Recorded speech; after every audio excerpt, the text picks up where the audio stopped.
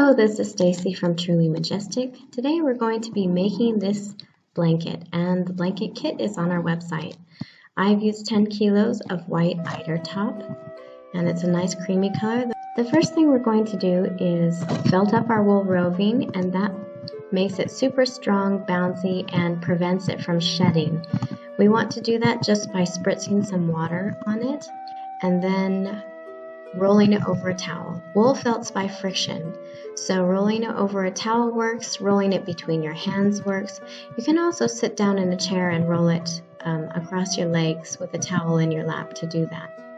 If you buy the kit from our website, we send you a video tutorial on how to felt up your wool in the washing machine or dryer, which saves you a ton of time. You'll know that your wool is completely felted and ready for knitting up when it gets nice and stiff. So you can see mine is getting a bit stiff. That means it's finished. Your wool should look something like this. This is all felted up and ready to be arm knitted now.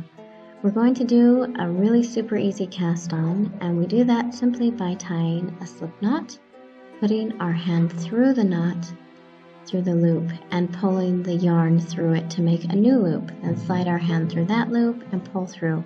Then you just carry on until you have the length you want.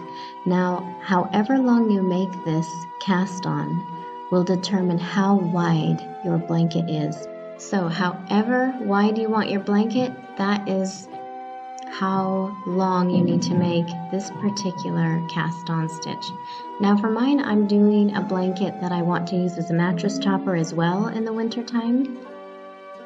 So I'm going to make the width of the blanket the size of my double bed. After you finish casting on, you'll notice that it should look like a braid or a plait, but you might have some problem areas where it's looking like the bars are coming through from the other side. So we have to fix this straight away. You just simply do that by pressing these bars to the back side. So one side of your cast on is a solid braid and the other side is solid little bumpies. Now we need to lay this whole thing out nice and smooth and then flip it upside down so we have the bumpy stitches showing, and we're going to knit loops into each of those bumpy stitches. We want to skip the first one because it's already attached to this first loop. And then we just continue pulling new loops through all of these little bumpy bars right to the end. Try to make your stitches the same size consistently all the way across.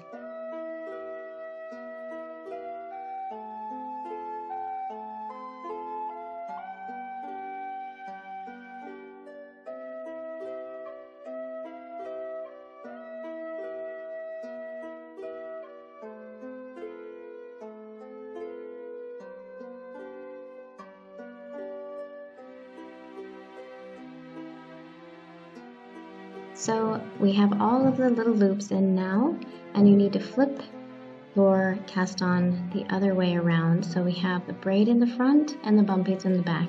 We have all these loops. Now we're going to always skip the first stitch in every row and then knit right the way to the end.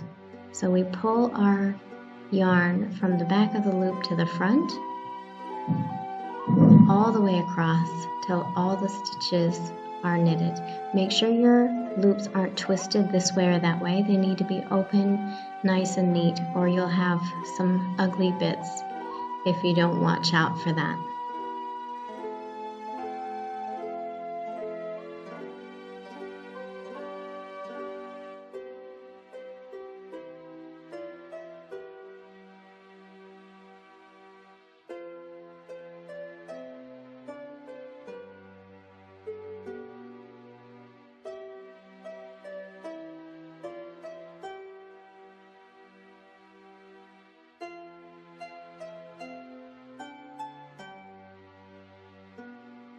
So we're coming up to the end now, and we knit all the way to the end. You do knit the last stitch, always knit the last stitch.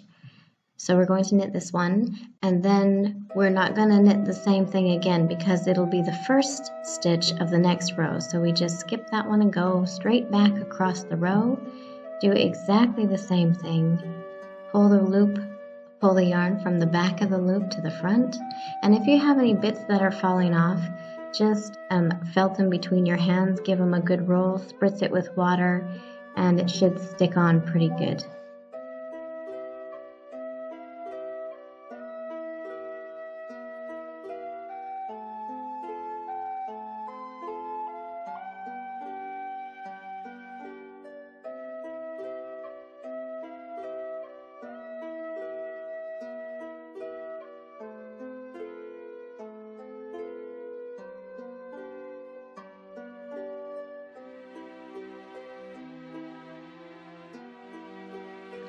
As you can see, your blanket will continue to grow, so you need to use all the yarn up apart from just enough yarn to cast off, which is just one more row. We're going to pull one loop through and then pull the loop through each other. So the back loop goes over the front loop, and then through.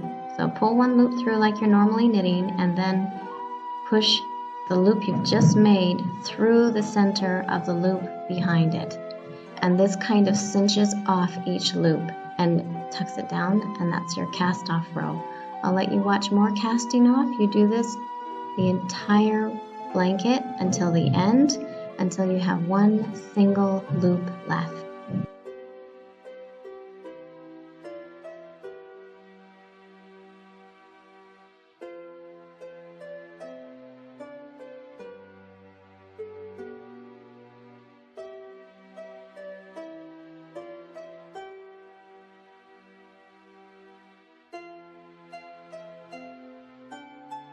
I'm left now with one loop, and if you have a really long tail, you can cut it off till you just have a few inches left and pull that tail through the last loop and then weave it through the edges of the blanket until it disappears. Even if you have a tail that's like 12 inches long, it's fine. It weaves into the side of the blanket and you won't see it.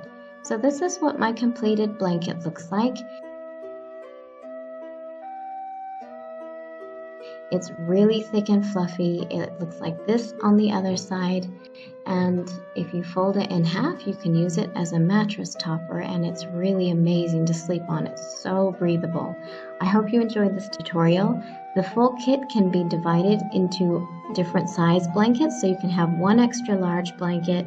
You can divide it into 2 blankets, 3 blankets, or even 4 blankets, and the kit also has a variety of natural undyed wool colors. I hope you enjoyed this tutorial. Please leave a comment of what other tutorials you guys would like to see. Thanks so much for watching. I'm Stacy from Truly Majestic.